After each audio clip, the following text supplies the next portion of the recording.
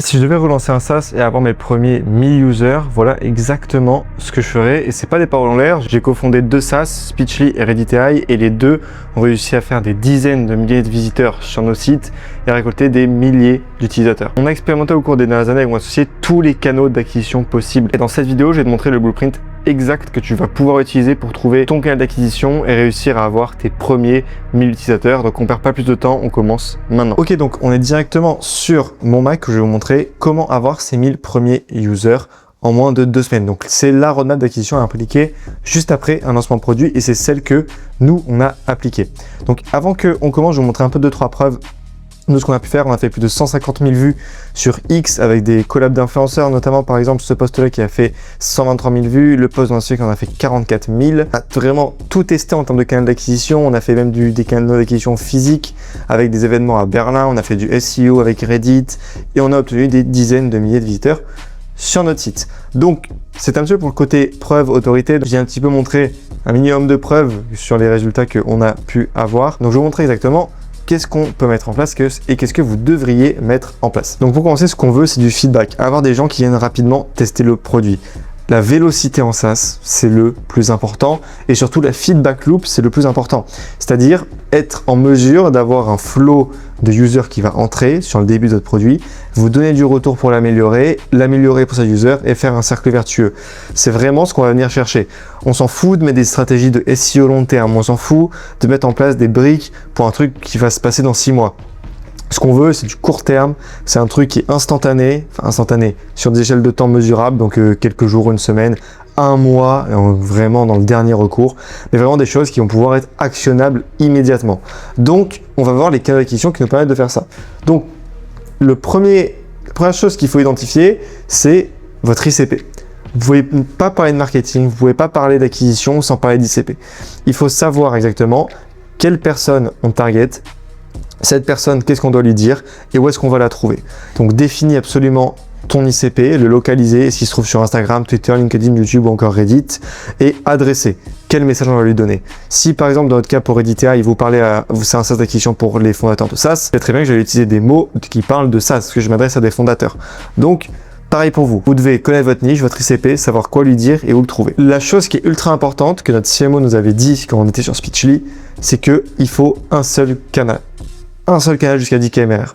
Il n'y a pas besoin d'aller faire du Ads, du SEO, du Géo, je sais pas quel autre truc. Vous prenez un seul canal d'acquisition pour le premier lancement, en fait, vous prenez un seul canal et vous le tabassez jusqu'à le mass extract au maximum. Je sais que vous ayez tout vu dedans. C'est le plus important. Après, évidemment, ça n'exclut pas un pivot. Vous pouvez tester, par exemple, YouTube. Vous voyez YouTube, ça marche pas pour vous. Vous allez tester Twitter. Twitter, ça marche pas. Vous testez Instagram. Instagram, ça marche. Vous all-in sur Instagram. Donc ça, c'est la première règle. L'autre truc, c'est il faut savoir quel moyen vous avez à allouer et choisir le canal d'acquisition en fonction de ce moyen-là. Si vous n'avez pas de moyens pour commencer, même si vous en avez en vrai, c'est une bonne chose, vous faites de l'organique. Gratuit, juste c'est chronophage, mais c'est faisable et c'est scalable. C'est là que vous pouvez scaler de l'organique. Le seul point négatif, c'est que c'est pas prévisible, c'est-à-dire que vous n'êtes pas sûr que la vidéo va péter. Pour la majorité d'entre vous qui avez moins de 1000 €, c'est le truc que je recommande, c'est de faire de l'organique. Si vous avez 1000 € à allouer à votre SaaS, je parle vraiment de 1000 €, vous pouvez brûler, hein. Pas un truc qui est c'est vos économies, je ne sais quoi, vous pouvez vraiment mettre dedans. Partez sur du ads. C'est intéressant. Alors le ads, il faut vraiment voir ça comme l'huile sur le feu. C'est-à-dire que c'est très smart de partir de l'organique pour aller vers le ads. Par contre, si vous venez à peine de lancer votre SaaS, et c'est ce qu'un élève d'accompagnement qui s'appelle Tito avait fait sur un autre SaaS qui s'appelle Fidjo d'ailleurs, si vous voulez tester ses styles, enfin des séquences story. En fait, ce qu'il a fait, c'est qu'ils ont lancé le SaaS et juste après, ils ont mis instantanément des ads. Mais on ne s'attend pas à faire 5-10 km/h avec ça. Évidemment que non, on ne va pas scaler en ads. Ce qu'on s'attend, c'est juste à avoir une vague de peut-être 200, 300 personnes qui vont venir sur l'outil, tester, voir un peu ce que ça donne, faire des retours, etc. Voir si l'onboarding il est bon, collecter des cartes. Une fois que vous avez ces validations-là, via l'organique et les ads, c'est-à-dire il y a un marché, le produit est bon, vous pouvez scaler. Et nous, avec Reddit.ai, c'est ce qu'on a fait. On a fait 20 000 € de pre-sales. On a une validation de marché sur un outil qui était pourri, on n'avait même pas de produit, enfin à peine un produit, mais on avait une validation d'idée. Donc on a scale le produit, scale le content, scale l'influence. Donc c'est ce qu'on est en train de faire. Donc maintenant, le content organique, vu que vous avez tous en majorité commencé par là, il faut savoir, comme je dis, là où est l'ICP. Donc Instagram, Twitter, LinkedIn, tu sais, c'est la plateforme. Vous avez aussi un petit hack qui est Reddit, donc qui est tout simplement Ce pourquoi nous on a fait notre SaaS Reddit.ai, c'est-à-dire simplement aller répondre sous des posts Reddit et avoir des users comme ça. L'avantage c'est que c'est instantané, ça coûte rien et du coup vous pouvez avoir du feedback. Le seul désavantage c'est que c'est une communauté qui est assez sectaire, donc vous pouvez avoir des gens qui peuvent vous roaster ou faire ban. Bon, ça c'est un peu les risques du jeu. Mais en tout cas, très bon canal d'acquisition Reddit. Nous on a scale Speechly avec ça, 110% de nos canaux d'acquisition c'était Reddit. Le coût réel, ça coûte 0, mais c'est chronophage, donc ça peut se prendre en compte aussi. Maintenant, Speechly a été renseigné sur Reddit, donc c'est ce que je disais, c'est pour ça qu'on a fait Reddit.ai, et les ads, selon moi, à votre stade, c'est pas pour la croissance. C'est pour la croissance quand vous avez déjà de la trésorerie, vous avez déjà du MRR, et vous pouvez injecter mensuellement du budget en ads pour faire de l'awareness, pour faire de l'acquisition, etc. Mais à votre stade, avec 200, 300 000 euros, c'est plus un outil de feedback. C'est-à-dire que vous allez devoir chercher tout simplement des retours, comme je disais. Les limites, c'est que si vous êtes mauvais en ads, vous ne savez pas faire de crowd, vous ne savez pas faire de marketing, vous êtes vraiment débutant, vous allez payer pour apprendre.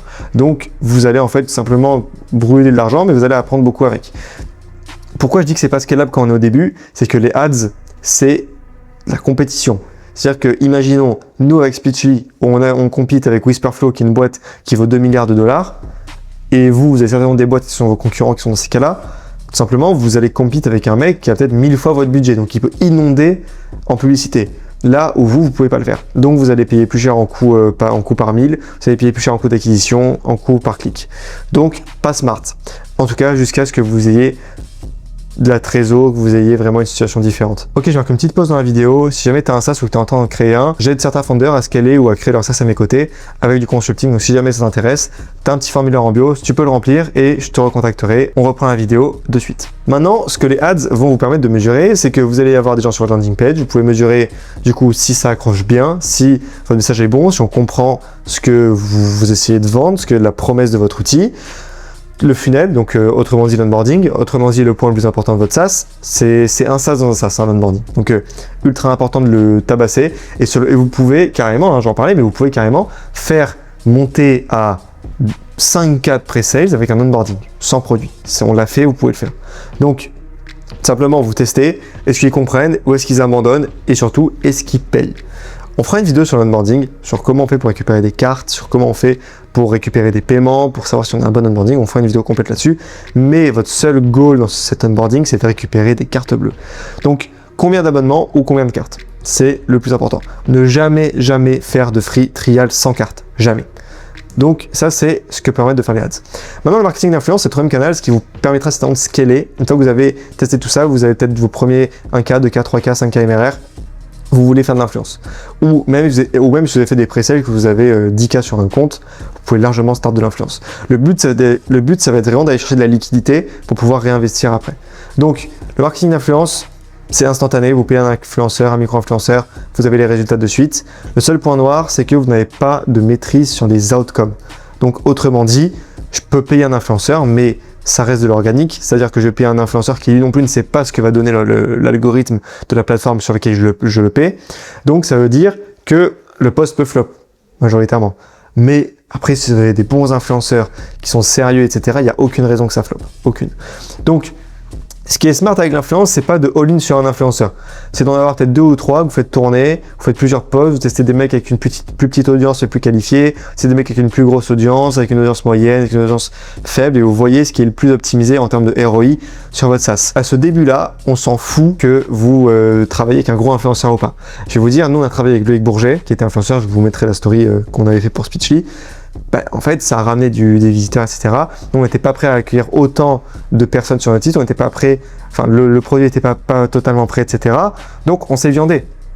Et c'est le but de l'influence, c'est que si vous n'êtes pas passé par toutes les étapes avant, de organique, ads, faire des pré-sales, tester, être sûr que votre produit est bon, vous allez vous viander.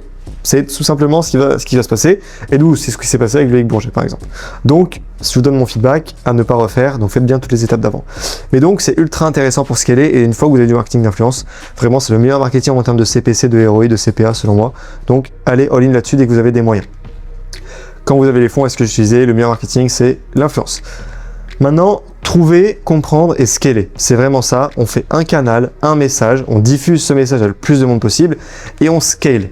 Le but du SaaS, c'est de scale, c'est de trouver un truc qui fonctionne et l'augmenter, l'augmenter, l'augmenter jusqu'à arriver au plafond de verre et trouver des nouvelles solutions pour scaler encore plus. Donc c'est ce que vous devez faire.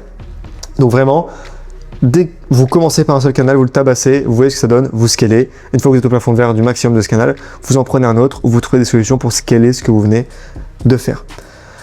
Donc, du premier user au MRR récurrent, c'est ce que je parlais, vous pouvez très bien faire un KMR avec de l'organique et du feedback, scaler l'organique par exemple en faisant de l'influence et passer à 5 KMR. C'est exactement ce qu'on peut faire.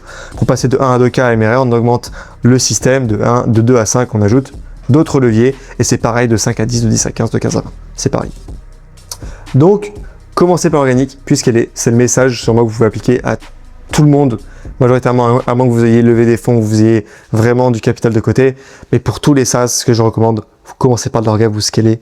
C'est simple à dire, comme c'est que je disais là, hein, c'est simple à dire, c'est plus dur à exécuter, ça prend, faut faire des vidéos, faut être assidu, faut trouver des bons formats, mais ça va fonctionner, c'est sûr. C'est qu'une question de temps, ça va fonctionner.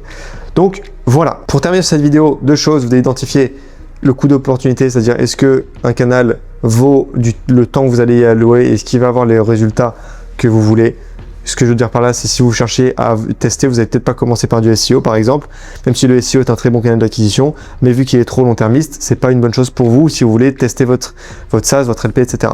Donc vraiment, prenez ce qui est le plus court-termiste. Une fois que vous avez eu ça, vous voyez ce qui rapporte du cash, vous coupez ce qui rapporte pas de cash et vous scalez ce qui en rapporte. Basta.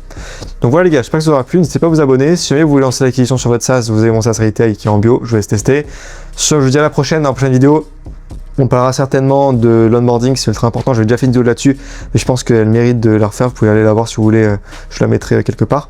Mais vous pouvez déjà aller la voir, mais je la referai un peu mieux. Donc n'hésitez pas à vous abonner pour être au courant de quand elle sortira. Sur ce, je vous dis à la prochaine. Ciao!